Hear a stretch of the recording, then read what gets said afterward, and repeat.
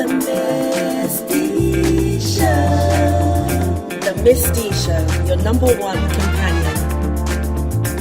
The Misty Show. The Misty Show, your number one companion.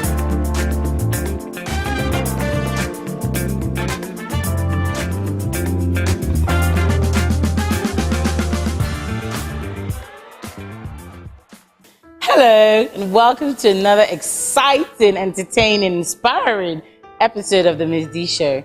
My name is Adora Stephanie, and I'm your host. Today on The Ms. D Show, I have a fashion designer. He has done exceptionally well in the industry. He started a few years back. This is like recent, after a lot of established people, and he's bit the notch. You know, he's gone higher than most of us, and he's doing fantastically well. He's no other than Mr. Ndubisi John Wadivia. Hello, Andy, as I fondly call him. Hello, Adora. How are you? Very fine, thank you. Andy is actually the CEO of Hotter Than Ice Couture. That's actually the name of his brand. So, Andy, I mean, tell us about Hotter Than Ice. I mean, for starters, why the name Hotter Than Ice? Well, the name came to me while I was watching TV. There was a program on National Geographic, and I saw that they could make fire from ice. Right. So the name just came to me like Hotter Than Ice, and I was like, you just talk, and so basically that's and how it's making waves. Yes. Because when people wear it, they feel like they're hotter than ice. Actually, yes. You need to see some fantastic, pieces of Andy actually. So Andy, tell us, why fashion? How did you start, and when did you start? Well, everybody always says, oh, I started when I was 2, I was 3. Yeah, well, yes, cliche. actually, I always wanted to be a designer, but my dad actually discouraged me. So it wasn't until I left university and I was looking for work and I couldn't get a job, and a friend just told me, okay, I have somebody who is looking for a manager. I'm like, okay, fine, it's a managerial job, not fashion. I would try it out, just keep myself busy. And I went, no experience, no nothing, but I love fashion. I knew I was gonna go back. Basically. So I just went and I applied, and she liked me, and I got a job. And from there it was like, oh, no turning back. So did you learn on the job to be a designer? Basically. What did you actually learn from there? Because I mean, some people in Nigeria say I'm a designer because I can sketch. A lot of designers in Nigeria cannot sew. They just design and they have tailors. From my former boss, I learned how to manage a business. Right. Because she actually gave the business to me. Like I took over the business. I was in charge of paying tailors, in charge of seeing customers, manufacturing, production, salaries. Basically, she actually did a lot as well, but she gave me a lot of responsibility. So it really made me bold. It really made me bold, and know how to run your own. So I mean, today, do you just design, or do you design and stitch as well? Well, after I left her, I went to fashion school to learn how to cut and sew and all of that. So yes, I do have that in my background, but I do not sew right now. Why? Because I hear people say it's very tedious to sit on the machine. Is that what it is, or? Personally, it's not just my cup of tea. It's not just my cup of tea. So I always tell my customers, if you need me to make your dress, be ready to pay like make bespoke by the designer. Yes, you'll be willing to pay the extra cost for but any it's not easy. But it's not easy because you have so many customers. You can't sew everybody's dresses individually. I guess that's what makes a business actually strive today is the distribution of labor. When you're the master of all, it kind of gets to the point where you have niches and niches. So I mean, how long ago did this start? When did you actually start up Hotter Than Ice, your own brand? Well, my store, which has been open for 3 years now. Basically, about 3 years now. But before then, I was working from my house. I was working from my house, then I got a small store. I was renting, working for my car before I rented it. So now you have your own store. Where is this located? It's in Gariki Abuja Crescent. Okay, in Abuja here. Yes, Abuja. Okay, so what kind of clients, what kind of people have you styled? Because I mean, I've read about you and I've been following you, Andy. You style quite a number of important people, so to say. You style fashion queens, you style beauty queens. I mean, you're allowed to name drop. You've earned it, so it's fine. Well, The brand, the label actually likes glamorous things. We actually like to make glamorous things, and so, you know, a lot of glamorous people actually come to us. So beauty queens, actresses, you know, brides. Yes. One or two. No, I wouldn't. This is not a doctor-patient confidentiality. Well, we won Best Dress the last 2014, Queen of Aso Abuja. Okay. 2013, we won Best Dress again. Miss Nigeria, 2012. I made for 2 contestants. You've been doing a lot of work. Yeah, we've done a lot. And you've been involved in a few fashion shows, haven't Tonto you? DK, a couple of people. Oh, there you go. The name we're looking for, the name drop. The Tonto has been styled by HOTADANICE. So, I mean, I know you've been involved in a few fashion shows. Yes. Name a few. A couple. Well, yours was the first. Oh, yeah, we used to have a Sickle fashion cell. show for Sickle Yes. Cell. Yes, you were. Yours was the first back then, like, years A ago. while back. Yeah. So I've done Enugu Fashion Week. I've done a couple in Abuja. A couple, I can't even remember. Okay, so you're actually doing well. So would you say the average Abujarian or Nigerian can afford a HOTADANICE piece? What do your prices go by? Well, Be honest. basic tailoring is 12,000 naira. Okay, Anything with you your want fabric? with Or with the customer customer's fabric? Yeah, with client's Okay. fabric. Okay, and it goes as high. You do bridals, you Yes, said. we so do you bridals, wedding dresses, you know, reception dresses, pageant dresses. And you those name it. go roughly about. Well, it depends on your budget. I always tell my customers, you want a wedding dress, give me your budget. Your budget is 20,000 naira, I will work with it. Okay. Your budget so is you're 2 million bendable. naira, I will work with it. Right. Yes. Okay. Is there any website or anywhere people can go on to look at Yeah, some we're of on your pieces? Instagram, we're on Okay, you're on Facebook, we're on Instagram. Twitter. What's the handle? At HOTADANICE. At HOTADANICE, that's Yes. the handle. Facebook, Instagram, Twitter, same thing. Okay, so NDM, we want to find out what the hitches and hurdles you go through as a designer in Nigeria, because we know there are a lot of things that affect this business, and you know, how do you go by and how do you actually, you know, overcome this? But before then, hold that thought. We need to go and buy some things, like my friend would say. But we'll be right back after this short commercial. Stay tuned.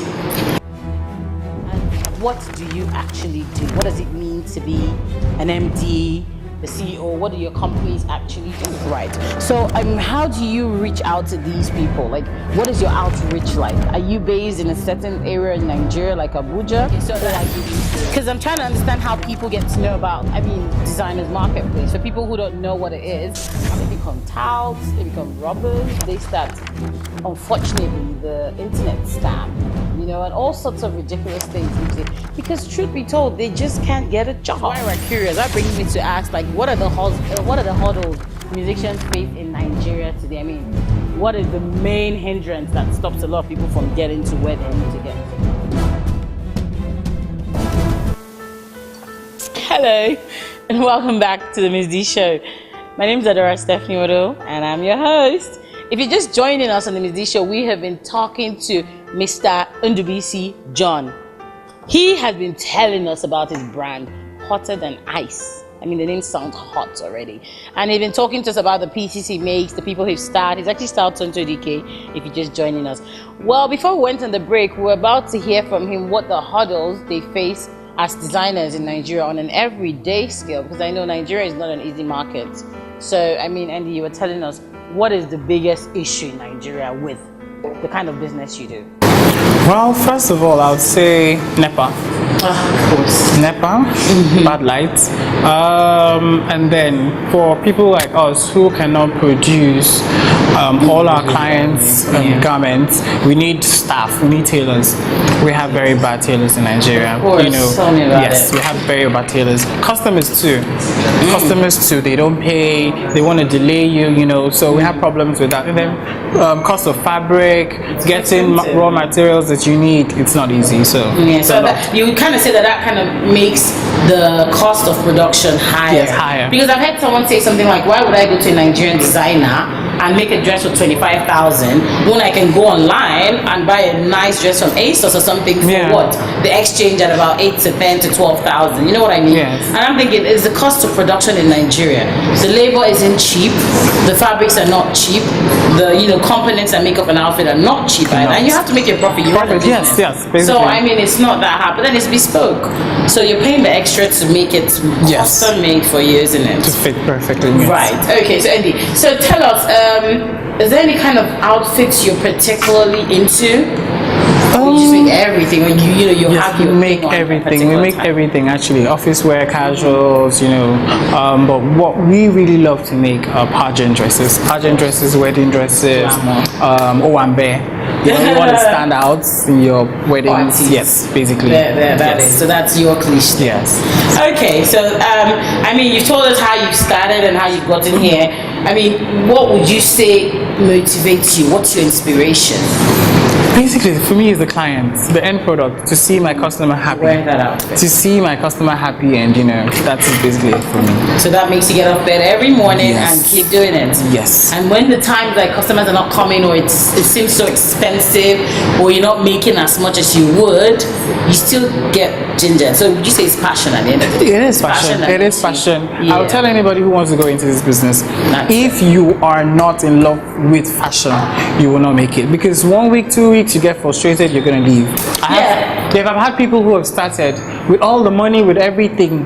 They don't 2 weeks, 2 months, it's not easy. Yeah, that's going to bring me to what I was going to say. Because in Nigeria today, fashion has become such a saturated area. It's like everybody is a designer these days. Or a stylist. A customer comes to you and wants to make an Ankara skirt, so to say, and you charge them 7,000, and then they think, is it not just Ankara? I have someone who can do it cheaper. Yes, my tailor can make it. I can cut it. That's the next thing you know, everyone is I know how paying to for sew fashion myself, classes. and it's like people like Deal Day. You go online and they are sewing classes for 12,000 naira for 3 months. Everyone registers and they all think they can make it themselves. And it becomes such a saturated market, like you said. And the stakes are so high. Everyone is sewing. So I mean, that kind of seems to be a problem. Well, it's not a problem if you're on top of your game. If you know what you're doing. It goes back to my passion. If you have your style, okay, this is what I want to base in. I want to make pageant dresses, wedding dresses. They know, okay, I want to make a wedding dress. I'm going to ND. I want to make a pageant dress. I'm going here. I'm going. So you need to know what it is you want, what it is you're best at, and then just focus on it instead of doing everything. So with what you said about having tailors and the issues we face with, these terrible tailors in Nigeria. I mean, for instance, I am a fashion designer, so I know what it is when you have a good tailor, and after a few months, the tailor disappears, and then you have to look for a new tailor. With your money? Yeah. How do you maintain consistency? So when you have a very good tailor who's worked for you for so to say 6 months, and you've produced fantastic outfits and people love that and love the fitting, and this tailor is gone, and then someone sees a dress you've made for someone and comes back to you because they love that dress and they want a duplicate of that same dress, and then your new tailor just can't get it as good as the old tailor did. Well, what I always try to do with my clothes is I always try to make it more of me. Right. So any tailor who comes, it's directed by me, the cutting, everything, putting together, so at the end of the day, it still has my signature on it. So any tailor comes, no matter what happens, it still goes straight. Yes. So it's almost like saying KFC and Mr. Biggs. There's a recipe. Yes. No matter the cook guys, it's still going to taste like KFC. Yes. Of course it is. Yes. Okay, Andy, that's fantastic. I was going to now come back to you as Andy and the BC as a person. Okay. Tell us more about you, Andy. What is your style? What would you say is your style? Very simple, laid back, breezy. What's your best outfit? What would anybody catch Andy getting? Whenever you see Andy, that's Andy. What is he wearing? Two major things. Native, up and down, with my slippers, or jeans and a t-shirt. That is I've seen you a few days. You're quite stylish. I like simple things, but I like my fabric to do all the talking. I don't do a lot of embroidery or a lot of patchwork or a lot of that. I like the colors to do all the talking for me. Okay, Andy. Yeah. So would you say your business has grown and surpassed your expectations, or it's just about getting there? Well, I would say yes. Well, we should be doing better by now, but for where we are today, I thank God, and it's really been good because we've made clothes for. I've had clients up to ministers' wives, governors' wives. We've done a lot. We've done a lot, so it could be better. It could be better, but far, the humble yes, talking, it could be thank better. God. But he's gone beyond expectations. That's the point we're trying to prove. So, Andy, I mean, one word out there. I mean, you've said to people out there who are trying to be designers, I'm guessing, that if you don't have passion, don't even bother, because it's not going to take you that. But you need passion to go beyond that. But then this show is about inspiring younger people out there. There's people who are struggling. They're trying to be like you. They want to get to that point, and they don't have finances or support. But what is that one key advice you would give to young people out there to make it in whatever field they want to be? Not necessarily fashion, but how do you keep it going and aim for the top? Well, I would say in any business, fashion or whatever, music, acting, fine, it's good to have mentors, right? But do not strive to be like anybody, because your story is not like the other person's story. You don't know where they're coming from. You don't know their background. So whatever it is you want to do, start with yourself. Know yourself first of all. Know your limits. Do not, you want to start out and then you go rent a store of what, 2 million naira.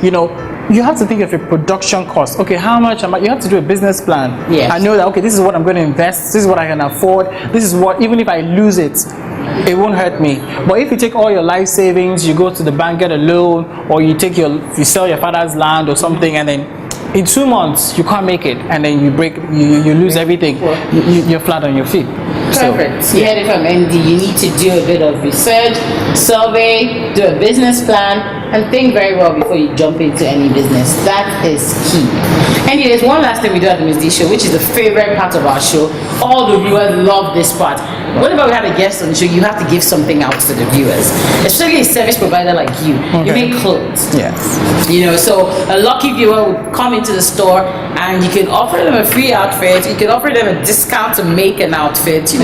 Somebody out there is craving. I mean, while we've been talking, some of your pieces have been flipped through the screen and someone is saying, I'm going to him. I probably don't have 16,000 or 12,000, but I can go because I want to keep it. So what can you offer our viewer today? You're going to pick lucky winner, right?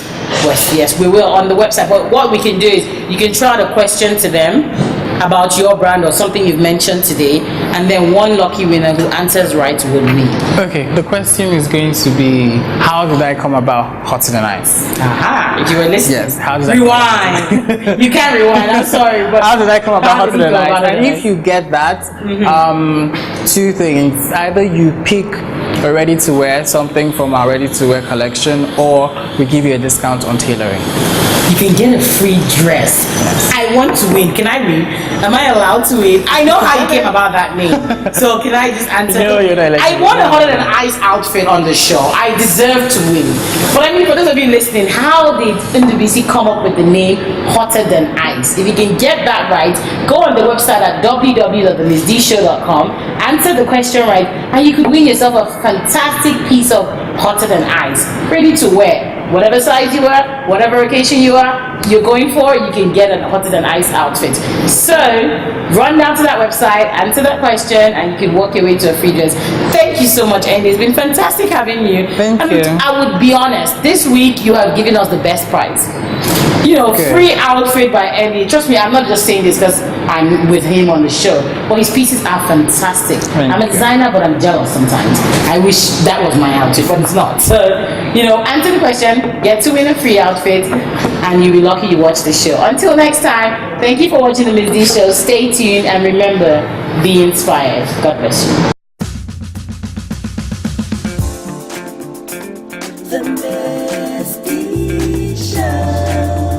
The Ms. D Show, your #1